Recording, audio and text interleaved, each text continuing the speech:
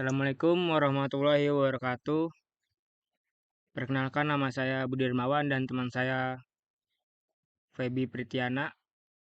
Pada kesempatan saat ini saya mempresentasikan tentang hak asasi manusia untuk memenuhi tugas mata kuliah kewarganegaraan.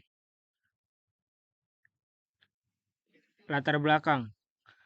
Hak asasi manusia adalah hak-hak yang melekat pada semua individu tanpa diskriminasi karena mereka adalah manusia. Ini mencakup hak-hak seperti kebebasan berpendapat, kebebasan beragama, hak atas pendidikan, hak atas keadilan, dan hak untuk hidup dengan martabat. Perlindungan hak asasi manusia adalah prinsip dasar dalam sistem hukum dan moralitas yang mengakui nilai-nilai kemanusiaan yang universal.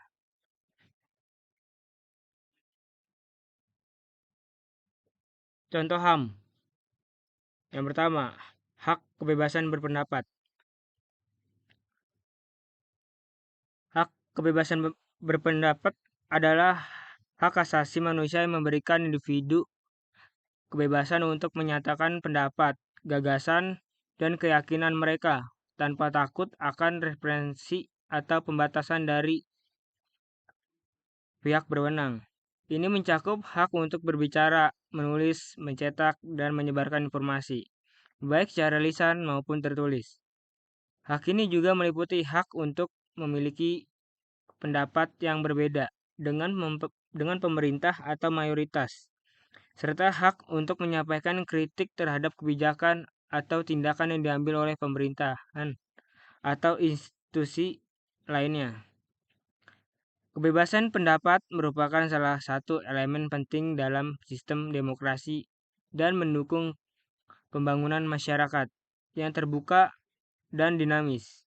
Penerapan hak kebebasan pendapat di Indonesia masih menjadi subjek perdebatan dan tantangan karena adanya ketegangan antara kebutuhan akan kebebasan berekspresi dan untuk upaya menjaga stabilitas politik dan keamanan nasional.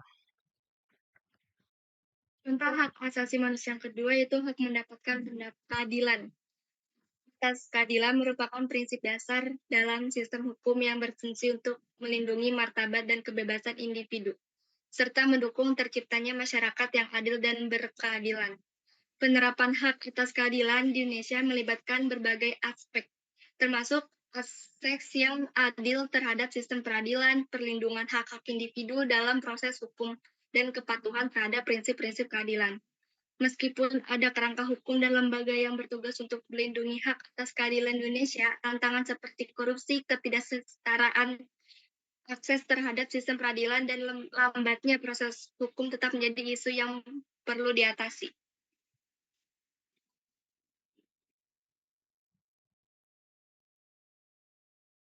Jurnal yang mendukung. Berikut adalah link jurnal yang mendukung. Yang pertama, membahas penyimpangan terhadap UU ITE, kebebasan berpendapat, dan nilai-nilai keadilan martabat. Yang kedua, membahas tentang hukum bagi orang miskin. Interpretasi dari masalah ini adalah bahwa kebebasan berpendapat meskipun dijamin oleh institusi dapat disalahgunakan untuk menyebarkan ujaran kebencian yang merugikan orang lain dan merusak persatuan bangsa. Perkembangan teknologi memperluas ruang untuk menyebarkan pendapat, namun juga untuk memperluas kemungkinan menyebarkan hate speech. Penelitian menunjukkan bahwa hate speech bukanlah bagian dari kebebasan berpendapat dan dapat merusak persatuan bangsa. Oleh karena itu, penting untuk mengatur dan membatasi penyebaran hate speech dengan memberikan sanksi hukum kepada pelaku hate speech sesuai dengan Undang-Undang Informasi dan Transaksi Elektronik (UU ITE). Masyarakat juga diminta untuk tidak membalas hate speech dengan hate speech, melainkan mengadukan konten hate speech kepada pihak berwenang untuk tindakan lebih lanjut. Sekian dari kelompok kami. Wassalamualaikum warahmatullahi wabarakatuh.